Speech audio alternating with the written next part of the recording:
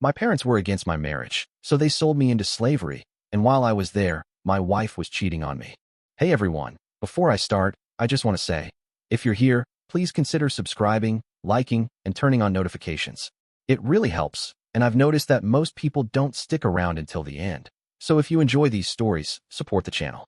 Alright, let's get into it. Hi Reddit. I used to think love stories only happened in movies. You know, the kind where two people meet in some random, unexpected way, and everything just falls into place. I never thought real life worked like that. But then I met Olivia. It started on a completely ordinary morning. I was on my way to work and stopped by my usual coffee shop, a tiny place tucked into the corner of a busy street. I had been going there for years, but that day was different because that was the day I saw her. She was standing in front of me in line, wearing a dark green sweater and looking down at her phone. I wasn't even paying much attention at first until I heard her sigh in frustration. She had just realized she forgot her wallet. She turned to step out of line, clearly embarrassed, and before I could even think, I blurted out, "I got it. Just add her order to mine." She looked up at me, surprised. Her eyes were this deep brown color, the kind that makes you forget what you were going to say. Then she smiled, and I swear, I felt something shift. "You don't have to do that," she said. "I know," I replied. "But if you let me, maybe we can just call it even with a conversation while we wait." She laughed, and that was it. That was the moment everything changed. We stood by the counter, waiting for our drinks, talking about nothing and everything at the same time. She had just moved to the city for work, and somehow, we had been going to the same cafe for months without ever noticing each other. By the time we had our coffees, I knew I couldn't just let her walk away. "Hey," I said before she could leave. "Would you want to sit for a bit?" She hesitated for a second, then nodded. "Yeah, I'd like that." That bit turned into an hour, then two. By the time I finally checked the time, I realized I was ridiculously late for work. But in that moment, I didn't even care. After that, we started seeing each other all the time. At first, it was just casual, meeting up for coffee, exploring new restaurants, walking through the city late at night just to talk. She had this way of making the most ordinary things feel exciting. One night, we were sitting by the river, watching the city lights reflect off the water, when she turned to me and asked, "Do you believe in fate?" I had always been the kind of guy who rolled his eyes at things like that, but looking at her, I realized maybe I did. Time moved fast. Before I knew it, we were practically living together. Everything with Olivia felt effortless, like breathing. No games, no drama. Just this unspoken understanding that we were exactly where we were supposed to be. A year later, I proposed. I took her back to that same cafe where we met, but this time, I had the barista write, "Will you marry me?" on her coffee cup. She didn't notice at first, too caught up in whatever story she was telling. But when she finally looked down and saw the words, she froze. Then she looked up at me with wide eyes before laughing. "You really did this with coffee?" she asked. "Seemed fitting," I said, pulling the ring from my pocket. She said yes. Our wedding wasn't anything extravagant, just a small ceremony with close friends and family. But it was perfect. Looking back, I still can't believe how everything fell into place, like it was meant to be. And that's how it all started. At first, I thought it was just typical overprotectiveness. I had always been close to my parents, and they had a tendency to be overly involved in my life. When I told them about Olivia, I expected questions. I expected concern. But what I didn't expect was outright disapproval. My mother was the first to make it known. The first time I brought Olivia over for dinner, she was polite but distant. She asked questions, but there was an edge to them, like she was looking for something, some reason to dismiss her. My father was worse. He barely spoke to her, and when he did, his tone was flat, indifferent. After Olivia left that night, I confronted them, asking what their problem was. "She's not the kind of girl we imagined for you," my mother said carefully, like she was choosing her words to avoid a fight. "What does that even mean?" I asked, already feeling the anger rising in my chest. My father sighed, setting down his fork. "She's not from the same background. She doesn't understand how we do things. Marriage is about more than just love." I couldn't believe what I was hearing. Olivia was kind, smart, and hardworking. She made me happy in a way no one else ever had. Yet, somehow, they saw her as a problem. I argued with them that night, but it was like talking to a wall. They had made up their minds, and nothing I said would change that. Over the next few months, things only got worse. Every time I brought Olivia up, my mother would get this strained look on her face, and my father would find a way to change the subject. When I told them I was going to propose, their reaction wasn't excitement. It was disappointment. "Are you sure this is what you want?" my mother asked, like I hadn't spent the past year completely sure of it. "Yes," I said, my voice firm. "And I was hoping you'd be happy for me." She didn't respond. My father just shook his head and muttered something about me making a mistake. When we set a wedding date, I sent them invitations, still hoping they would come around. Weeks passed, and they never mentioned it. Finally, I called my mother and asked her directly if they were coming. "We don't think it's a good idea," she said softly, like she thought saying it gently would make it hurt less. "This isn't the kind of wedding we can support." I sat there, phone in my hand, feeling like the air had been sucked out of my lungs. My own parents, people who had always been there for me, who had supported me through everything, were refusing to come to my wedding. I won't lie, it broke something in me. I told Olivia that night, and she tried to be strong for me, but I could see the sadness in her eyes. She never wanted to come between me and my family. She even asked if I wanted to postpone the wedding, to give them more time. But I knew there was no point. They had made up their minds. The day of the wedding came, and their seats remained empty. I kept looking toward the entrance, half expecting them to change their minds and walk in at the last second. But they never did. Despite everything, the wedding was beautiful. Olivia looked stunning, and when I saw her walking down the aisle, for the first time in months, I forgot about the pain of my parents not being there. In that moment, it was just us. But when the night was over, when the guests had left and we were finally alone, I couldn't shake the ache in my chest. I had married the woman I loved, but I had lost my parents in the process. That was the price I had to pay. At first, I didn't notice their disapproval outright. My mother was polite but distant whenever Olivia was around, and my father barely spoke to her at all.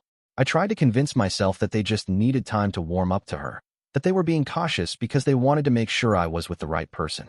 But as the months passed, it became clear that their issue wasn't about needing time. It was about Olivia herself.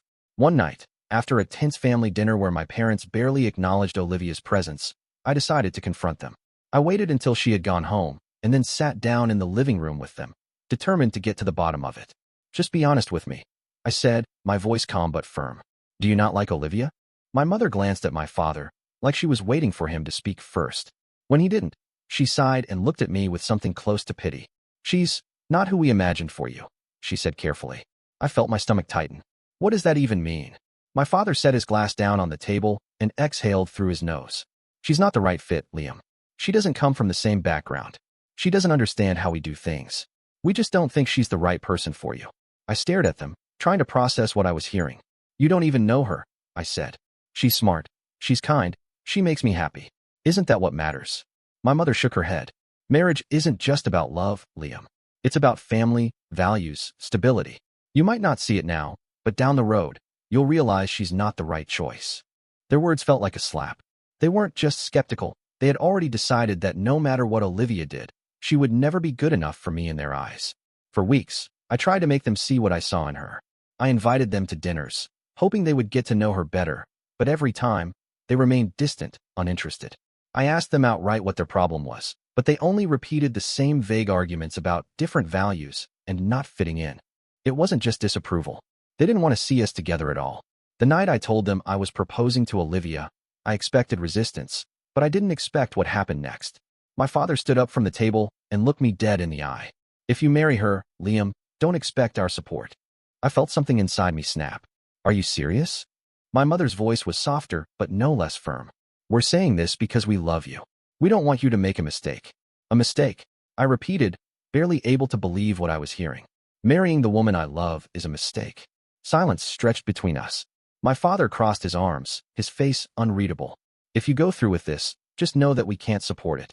I looked at them, the people who had raised me, who had been there through every stage of my life, and I realized something. They weren't going to change their minds. No amount of reasoning, no amount of time, would make them accept Olivia. So I made my choice. I married her anyway. After weeks of silence between us, I finally decided that I needed to confront my parents face to face. I had spent too long trying to make sense of their disapproval, too long wondering if there was something I was missing. No matter how many times I replayed our conversations, their reasons still felt vague, like they were hiding something behind their carefully chosen words. I wasn't going to let it go any longer. I wanted answers. That afternoon, I drove to their office building, knowing I would catch them both there. My parents owned a successful real estate firm, and they were always in meetings, always negotiating something. It was a place where they felt powerful, where they controlled everything around them. I had no idea what I was about to walk into. When I arrived, the receptionist barely glanced up before waving me through. I had been coming to this office since I was a kid, tagging along with my father to meetings, watching him shake hands and close deals. But this time, I wasn't here to observe. I was here to demand the truth. As I made my way to the main conference room, I could hear voices coming from inside. I hesitated for a moment before pushing the door open, expecting to find my parents going over paperwork or discussing some new property deal. Instead, I walked in on something I hadn't anticipated. Sitting across the long conference table were two well-dressed men, both African American, flipping through a contract that my father had just handed them. My mother sat beside him, her usual composed expression in place, while my father leaned forward slightly, waiting for them to sign. It was obvious they were in the middle of a deal. The room fell silent the moment they noticed me standing there. "Liam," my father said, his voice edged with irritation. "What are you doing here?" I didn't answer right away. I glanced at the two men, who exchanged a quick look before returning their attention to the documents in front of them. Whatever was happening here, it was important, but I didn't care. "I need to talk to you," I said, stepping further inside. "Both of you." "This is not the time," my mother cut in, her voice calm but firm. "We're in the middle of a meeting." I ignored her and turned to my father. "It can't wait." He let out a slow breath before turning to the men across the table. "Gentlemen, if you'll excuse us for just a moment." They nodded, setting their pens down, and my father stood up, motioning for me to step out into the hallway. My mother followed, closing the door behind us. The second we were alone, my father's expression hardened. "What is this about?" he asked, his voice low. I didn't bother easing into it. "Why don't you want me to be with Olivia?" My mother sighed, rubbing her temple like she had been expecting this. My father, on the other hand, didn't look surprised at all. "Liam, we've already talked about this," he said. "We don't think she's the right choice for you." "That hasn't changed." "But why?" I pressed. "You've never given me a real answer. All you do is talk about different backgrounds and values, but that doesn't mean anything. What is the real reason?" For the first time, they hesitated. My father's jaw tightened, and my mother glanced toward the closed conference room door before lowering her voice. "It's complicated," she said. "No, it's not," I shot back. "You're making it complicated. What exactly is wrong with Olivia?" My father exhaled sharply. "It's not about her, Liam. It's about how things look." I felt a cold wave of realization settle over me. "How things look?" I repeated, my voice flat. My mother shifted uncomfortably, but my father didn't waver. "We have built a reputation, a network. You marrying someone who doesn't fit into that world." "Someone who doesn't fit?" I interrupted, my stomach twisting. "You mean someone who doesn't come from money? Or someone who isn't part of your perfect little circle?" Neither of them answered. They didn't have to. I thought about the meeting I had just walked in on, about the two men in the conference room signing contracts, shaking hands, doing business with my parents. My father had no problem sitting across from them, smiling, negotiating deals, making money. But Olivia, who had done nothing but love me, was somehow not good enough. I let out a bitter laugh. "So you can do business with black people, but I can't marry someone you don't approve of because of how it looks? That's what this is really about, isn't it?" My mother's face paled, and my father's expression darkened. "Don't twist this into something it's not," he warned. "I don't have to twist anything," I said coldly. "You've made it clear exactly who you are." Silence stretched between us. My mother opened her mouth as if to say something, but I didn't wait to hear it. I turned around and walked away, feeling a strange sense of finality settle over me. I had come looking for answers, and I had found them. They had never cared about who Olivia was as a person. They only cared about their image, their standing, their reputation. And if I had to choose between them and the woman I loved, then there was no choice at all. I was done trying to please them. I left my parents' office feeling like I had finally closed a door that should have been shut a long time ago. There was no more room for doubt. They had never truly cared about Olivia as a person, only about what her presence in my life meant for their reputation. I had spent too long hoping they would come around, but now I understood that I had been wasting my time. As I walked toward my car, my mind was still racing, replaying every word of that conversation, every look that passed between them.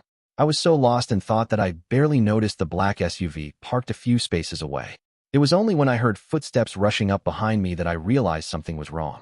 Before I could turn around, an arm wrapped tightly around my chest, pulling me backward with enough force to knock the breath from my lungs. Another set of hands grabbed my arms, twisting them behind my back so roughly that a sharp pain shot through my shoulders. "What the?" My words were cut off as a thick cloth bag was shoved over my head, plunging me into darkness. Panic surged through me, my body reacting before my brain could catch up. I struggled, trying to break free, but whoever had grabbed me was stronger. A sudden blow landed against my side, sending a sharp burst of pain through my ribs. My knees buckled for a second, giving them just enough of an opening to force my arms behind my back and tie them tightly with something rough, something that cut into my skin when I moved. "Shut up and don't fight," a voice ordered, deep and unfamiliar. I didn't listen. I twisted, yanked, kicked my legs out, but another strike hit me. this time at the back of my knee, and I collapsed forward. They hauled me up before I could regain my balance, dragging me toward what I assumed was the SUV. I heard a car door open, then felt myself being shoved forward. My body hit the hard surface of the vehicle's floor, my shoulders slamming against something unforgiving. The door shut behind me. The engine rumbled to life, and within seconds, the car was moving. I struggled against the ties around my wrists, trying to figure out if there was any give, but they were too tight. My breathing was harsh, my heart pounding so fast I could hear it over the sound of the tires against the pavement. I tried to focus, tried to listen for anything that might tell me where they were taking me. The air inside the car was stuffy, filled with the faint scent of leather and something chemical, like cleaning solution. Nobody spoke for a while. Then, finally, one of them broke the silence. "You shouldn't have asked so many questions." The words sent a chill down my spine. Whoever these people were, they knew me. They knew what I had been doing, what I had been trying to uncover. And now, they were taking me somewhere. Somewhere I wasn't sure I would come back from. The first thing I became aware of was the heat. It pressed down on me like a heavy blanket, suffocating, relentless. My skin was damp with sweat, my clothes clinging to me as if I had been lying in the sun for hours. My head throbbed, and when I tried to move, pain shot through my shoulders, a reminder of how tightly my wrists had been bound before. I forced my eyes open, squinting against the blinding sunlight. My vision blurred for a moment before slowly coming into focus. I wasn't in the car anymore. I wasn't in a building, or a basement, or any place that made sense. I was in the middle of a vast field, stretching out endlessly in every direction, lined with rows of crops that I didn't recognize. The sound of distant voices reached my ears, and when I turned my head, I saw them. Dozens of people, scattered throughout the field, bent over, working with their hands. Some of them wore wide-brimmed hats to shield themselves from the sun, others had nothing to protect them. Their clothes were dirty, soaked through with sweat, their movements slow and methodical, as if they had been doing this for days without rest. I tried to sit up, my muscles stiff and aching. My hands were no longer tied, but there were raw, red marks around my wrists where the restraints had been. My throat was dry, my lips cracked, and my body felt weak, as if I hadn't eaten in a long time. Before I could make sense of anything, a shadow fell over me. "Get up," a voice ordered. I looked up to see a man standing above me, holding a long wooden stick in one hand, his expression unreadable. His shirt was stained with sweat and dust, his sleeves rolled up to his elbows. He wasn't alone. 2 others stood behind him, watching me closely. I swallowed hard. "Where am I?" My voice came out hoarse, barely more than a whisper. The man didn't answer. Instead, he pointed toward the nearest row of crops. "You work," he said simply. "No questions." I stared at him, my mind racing. "I need to." Before I could finish, he raised the stick and struck the ground next to me with a sharp crack. The message was clear. I had no choice. Pushing myself to my feet, I felt the soreness in my body intensify. Every movement was slow, unsteady, but I forced myself to stand. The man gestured toward the others, and I hesitated for only a second before stepping forward, joining the line of workers. I didn't know where I was. I didn't know who had taken me, or why. But one thing was clear. I wasn't leaving this place anytime soon. The days blurred together, each one identical to the last. I woke up before the sun, forced to work under its brutal heat until my body ached so badly that I could barely stand. The food was minimal, just enough to keep me from collapsing, and the water was warm and stale, but I drank it anyway because there was no other choice. The men who watched over us rarely spoke, only giving orders or barking out threats when someone moved too slowly. I had no idea where I was. No one told me, and I quickly learned that asking questions only brought trouble. The workers around me kept their heads down, their expressions hollow, as if they had long ago accepted their fate. I refused to do the same. I spent every hour of every day studying my surroundings, memorizing the layout of the fields, the placement of the guards, and the timing of their movements. I noticed that at night, after the last meal was given out and we were locked inside a small, makeshift shelter, the guards relaxed. They assumed we were too exhausted to even think about running. That was their first mistake. The second mistake was underestimating just how badly I wanted to get out. I knew I had one chance. If I failed, there would be no second attempt. I had to wait for the right moment, for the perfect window when no one would see me slip away. That moment came late one night when a sudden storm rolled in, the first real shift in weather since I had been taken. The wind howled through the fields, shaking the flimsy walls of the shelter, and the heavy rain created a steady drumming sound that drowned out all other noise. I lay on the floor, heart pounding, counting the seconds between the guards' rounds. I had watched them long enough to know that they only passed by every 15 minutes. When I was sure the last one had gone by, I moved. Carefully, I crawled toward the back corner of the shelter, where I had spotted a loose panel days ago. My hands shook as I pried it open, the wood damp from the rain, the nails barely holding it in place. The wind masked the creaking sound as I slid through the gap, pressing my body against the muddy ground outside. I didn't stop to think. I didn't give myself time to hesitate. Keeping low, I moved quickly, weaving between the rows of crops, my breath coming in short, shallow gasps. My clothes were soaked, clinging to my skin, and the mud made every step feel heavier, but I pushed forward.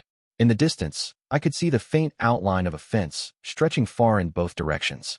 I had seen the guards patrol that area before, but in the chaos of the storm, I hoped they were seeking shelter.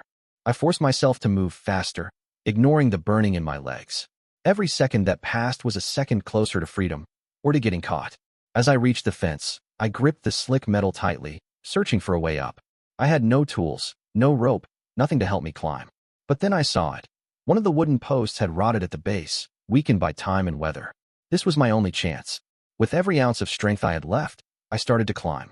The moment my feet hit the ground on the other side of the fence, I didn't stop. The wind howled through the open fields, the rain soaking my clothes and making every step feel heavier, but I forced myself forward. My body screamed in protest, my muscles burning from exhaustion, but I couldn't slow down. I had no idea how much time I had before they realized I was gone, and I refused to give them the chance to catch me. The field stretched on for what felt like miles, endless rows of crops swaying in the storm. I had no bearings, no sense of direction, but I knew I had to keep moving. The guards never spoke about what lay beyond the fence, but they had to get supplies from somewhere, which meant there had to be a town nearby. I just had to find it. I walked for what felt like hours, my breath coming in short gasps, my body trembling from a mixture of exhaustion and cold. My shoes were caked in mud, my clothes torn from brushing against sharp branches and rough stalks.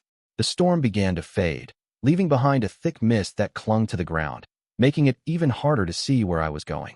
Then, through the haze, I saw it. A road. I nearly collapsed at the sight of it, my legs shaking beneath me, but I forced myself to keep going. It was a narrow two-lane road, the asphalt slick with rain, stretching in both directions. There were no cars, no signs, no indication of where it led, but it was my best chance. I turned right, walking along the edge of the road, my steps uneven. Every sound made my heart race, every shift in the wind sending a spike of fear through me. I had no idea if they were looking for me yet, but I couldn't risk stopping. After what felt like an eternity, I spotted the faint glow of streetlights in the distance. My chest tightened with relief as I realized it was a town, small, but real. Buildings lined the road, their windows dark except for a few neon signs flickering in the night. I stumbled into the first gas station I saw, pushing the door open with trembling hands. The cashier, a middle-aged man with tired eyes, looked up from behind the counter, his expression shifting from boredom to concern the moment he saw me. "Jesus, man, you okay?" he asked, his gaze flicking over my mud-covered clothes, my bruised arms, my torn shirt. I swallowed hard, my throat dry and raw. "I need the police," I managed to say, my voice barely more than a whisper. The man didn't hesitate. He grabbed the phone behind the counter, his fingers moving quickly as he dialed. I barely heard what he was saying, my pulse pounding in my ears, my body finally beginning to register just how much it had endured. I had made it. I was safe. The moment the police arrived at the gas station, everything moved quickly. A patrol car pulled up outside, red and blue lights flashing through the misty night, casting eerie shadows on the wet pavement. Two officers stepped out, their hands resting on their holsters as they took in my appearance, mud-covered, exhausted, barely able to stand. One of them, a tall man with a graying beard, approached me cautiously. "Son, you look like hell. What happened?" I took a shaky breath, gripping the edge of the counter to keep myself steady. "I was kidnapped," I said, my voice hoarse. "I escaped. There are others still there. We have to go back." For a second, neither of them spoke. The younger officer exchanged a look with his partner before nodding. "All right," he said. "Let's start from the beginning." They led me to the back of their patrol car, where I sat, wrapped in a blanket someone had handed me, trying to gather my thoughts. I told them everything. How I had been taken, how I had been forced to work in the fields, how there were others trapped there, and how I had finally managed to escape. The older officer, whose name was Dawson, listened without interrupting, his expression growing darker with every word. When I was finished, he turned to his partner. "We need backup. Now." Within minutes, more squad cars arrived. The quiet night was suddenly filled with the sounds of radios crackling, officers moving with urgent purpose, loading up their vehicles, checking weapons. I sat in the back of one of the cars, my body still aching, but my mind alert, my heart pounding as I realized what was about to happen. They were going back. And this time, I wasn't alone. The convoy of police vehicles tore down the road, sirens off, headlights cutting through the darkness. I guided them as best as I could, pointing out the narrow path that had led me away from the farm. The officers were tense, their hands hovering near their weapons, their jaws set. They weren't treating this like some exaggerated story from a delirious man. They believed me. When we reached the fence, they moved quickly. Officers spread out, surrounding the property, moving in silent coordination. Dawson gave the signal, and within seconds, the quiet night erupted into chaos. Shouts rang through the air. Flashlights cut through the darkness, illuminating figures scrambling to react. The kidnappers, caught off guard, tried to run, but there was nowhere to go. The officers moved like a well-trained unit, tackling one to the ground, restraining another as he reached for something at his belt. A third man bolted toward the fields, but he didn't make it far before he was brought down. Meanwhile, the workers, the victims, stood frozen, some shielding their faces, others watching in stunned silence. I stepped out of the patrol car, my legs still weak, but my determination stronger than ever. As I scanned the crowd of workers, I saw it. The disbelief, the fear, the hope. One officer, speaking into his radio, called for medical teams. Another moved through the workers, speaking softly, reassuring them that it was over. And it was. I had escaped. I had come back. And now, every single one of them was free. The trial was long, exhausting, and at times, unbearable to sit through, but I knew I had to see it to the very end. From the moment the kidnappers were arrested, the case gained attention, drawing in investigators, reporters, and legal teams that I had never expected to be involved. The police had uncovered more than just a small-scale operation. This was a well-coordinated system of forced labor that had been running for years, exploiting dozens of victims who had either been taken like me or tricked into believing they had no way out. I testified first, recounting everything that had happened from the moment I was taken outside my parents' office to the night I escaped through the storm. The courtroom was silent as I described the fields, the endless labor, the constant exhaustion, and the fear that had settled into my bones every single day. I watched as the jurors shifted in their seats, their faces tense with anger and disbelief. One by one, the other victims stepped forward, each telling their own horror stories. Some had been there for months, others for years. They spoke of the threats, the punishments, the brutal conditions that had stripped them of their dignity. Some of them broke down mid-testimony, unable to continue. Others clenched their fists, refusing to let their voices waver. The defense tried everything to discredit us. They claimed we had no proof that we were held against our will, that we had simply been hired for work we didn't want to do. But the evidence was overwhelming. Hidden cameras on the property, records of forged documents, injuries that lined up perfectly with our testimonies. The prosecution tore apart every weak argument the defense tried to make. Witness after witness, they painted a picture of cruelty, exploitation, and greed, showing exactly how these men had lured in vulnerable people and used them as disposable labor. The most damning moment came when financial records were presented, exposing how much money had been made from the suffering of those forced to work in those fields. When the jury finally delivered the verdict, the entire courtroom felt like it was holding its breath. The judge asked the foreperson to read the decision, and the words that followed sent a wave of relief through me that I hadn't felt in months. Guilty on all counts. The kidnappers were sentenced to decades in prison, with no possibility of parole. Some received life sentences. Others, those who had directly overseen the abuse, were given additional charges that ensured they would never walk free again. I sat in the courtroom as the judge handed down the sentences, watching as the men who had once controlled every part of my life were led away in cuffs, their faces drained of arrogance. They had stolen so much from so many people, but in the end, they had lost everything. As I stepped out of the courthouse, the bright sun warming my skin, I let out a breath I didn't even realize I had been holding. It was over. The nightmare that had stolen months of my life had finally come to an end. When I walked back into my home, I expected to feel a sense of peace, a feeling of relief that everything was over.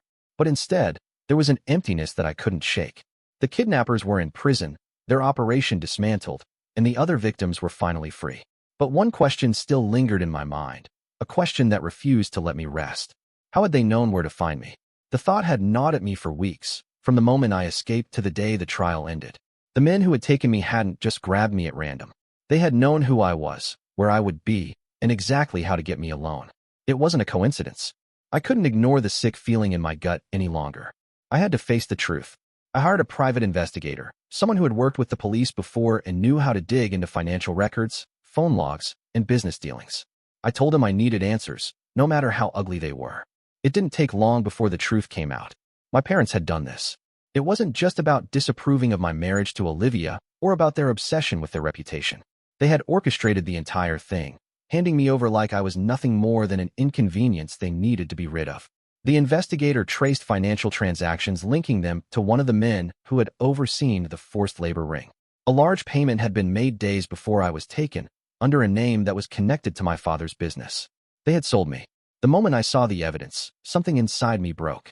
I had spent my whole life trying to make them proud, trying to live up to their expectations, only to realize that they had never cared about me at all. I had been nothing more than a problem they wanted to erase. I didn't hesitate. I filed a lawsuit against them. The legal process moved quickly once the evidence was presented. The money trail was undeniable, and the prosecution wasted no time exposing the depth of their involvement. They had arranged for me to be taken, knowing exactly where I would be and who would be waiting for me. When my parents were served the lawsuit, they didn't even try to deny it.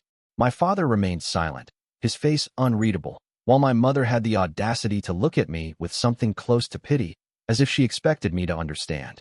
This was never supposed to happen like this, she had said quietly. But it had happened, and I wasn't going to let them walk away from it. The lawsuit was just the beginning. Criminal charges followed, and soon, they were standing in court just like the men they had made deals with. Their wealth, their influence, none of it mattered anymore. The world finally saw them for who they truly were. By the time the case was over, they had lost everything. Their reputation was shattered, their business destroyed, and their names forever stained by what they had done. I walked out of that courtroom knowing one thing for certain. They were no longer my family. The courtroom was silent as the judge prepared to deliver the final verdict. I sat motionless, my hands gripping the edges of the table, my breath slow and steady despite the storm raging inside me. My parents sat across from me, their expressions unreadable, their once confident posture now replaced with something closer to resignation. They knew what was coming. Everyone in the room did. The trial had been brutal, exposing every hidden transaction, every calculated move they had made to ensure that I was taken. The prosecution had laid out a story so vile, so unimaginable, that even the most detached jurors had looked visibly shaken. The evidence was undeniable: bank records, phone calls, messages exchanged with my captors. They hadn't just allowed it to happen. They had orchestrated it. My mother, the woman who had once held my hand when I was a child, had coldly and deliberately signed off on my disappearance. My father, who had taught me how to navigate life, had made the payment that ensured I would be delivered into forced labor like a piece of property. I had spent so much of my life trying to earn their approval, believing that deep down, they only wanted what was best for me. But the truth was far uglier than I had ever imagined. The judge cleared his throat, his voice steady as he read the sentence. After reviewing all presented evidence and the undeniable involvement of both defendants in the trafficking and forced labor of their own son, the court has found them guilty on all counts. Liam Bennett's parents are hereby sentenced to 25 years in federal prison, with no possibility of parole for a minimum of 20 years. A slow exhale left my lungs, but I didn't allow myself to react beyond that. There was no satisfaction, no victory in watching them be led away in cuffs. There was only finality. My mother turned her head as she was escorted past me, her lips slightly parted as if she wanted to say something, but I didn't look at her. My father didn't even try. He kept his eyes forward, his face blank, walking with the same arrogance he had always carried. But arrogance wouldn't save him now. Nothing would. As the courtroom emptied, Olivia reached for my hand, her fingers warm and steady around mine. I squeezed gently, anchoring myself in the moment, allowing reality to settle in. It was over. The people who had given me life, who had once been my family, were gone. The weight of their presence, the years of manipulation, the toxic expectations, they no longer had any hold on me. As I stepped outside, the sunlight hit my face, the warmth unfamiliar after months of nothing but darkness. For the first time in my life, I felt something I had never felt before. I was free. The relief of winning the trial against my parents was short-lived. For the first time in months, I had allowed myself to believe that life was finally settling into something resembling normalcy. I had escaped captivity, fought for justice, and ensured that the people who betrayed me would never hurt anyone again. I thought I could finally breathe. But just when I believed the worst was behind me, I discovered that the one person I had trusted above all others had been betraying me all along. It started with little things, details that I tried to brush off at first. Olivia had been distant lately, her responses shorter, her excuses more frequent. She stayed out later than usual, claiming work was piling up, that she was overwhelmed with everything we had been through. I wanted to believe her. After everything we had endured together, after all the time she had stood by my side, it never once crossed my mind that she could be lying. But then I saw the messages. It was a mistake on her part, a rare moment of carelessness. She had left her phone on the kitchen counter while she was in the shower, and a text popped up on the screen. At first, I wasn't even going to look, but something about the way the message was worded made my stomach turn. Asterisk, last night was amazing. Can't stop thinking about you. Asterisk. I felt my pulse hammer against my ribs as I stared at the screen, waiting for my brain to catch up with what my eyes were seeing. The name on the contact wasn't familiar, but the words were unmistakable. I could have ignored it. I could have pretended I never saw it and waited for more proof, but I was done pretending. I was done giving people the benefit of the doubt when they had already decided to betray me. I picked up her phone and scrolled. There were dozens of messages. Flirty conversations, plans made when she had told me she was working late, confessions that should have been meant for me but had been sent to someone else. And then, the pictures, proof that whatever had been happening wasn't just emotional. It was physical, real, undeniable. When Olivia stepped out of the shower, wrapped in a towel, she froze the moment she saw me standing there, her phone in my hand. At first, she tried to deny it. Then, when she realized there was no point, she switched to excuses. She was overwhelmed. She felt neglected. She didn't know how to process everything we had gone through. She begged me to understand, to forgive her, to let this be something we could move past. But there was no moving past this. I had lost my parents to betrayal. I had lost my freedom to greed. And now, I had lost my wife to something even worse, disloyalty wrapped in lies. I filed for divorce the next day. She tried to fight it, tried to convince me to work through it, but I had nothing left to give. I had given everything to this marriage, to this relationship, to a future I thought we were building together, and she had thrown it away. I sued for half of our assets, knowing that legally, I had every right to it. She argued, but there was no defense for what she had done. In the end, the court sided with me, and she walked away with far less than she had expected. As I signed the final paperwork, I felt nothing. No sadness, no anger, no regret. Just exhaustion, like I had finally rid myself of the last piece of a life that had been built on illusions. When it was all over, I walked away and never looked back. And that's where my story ends, or maybe where a new one begins. It's been a long road, and if you had told me a year ago that my life would take this kind of turn, I wouldn't have believed you.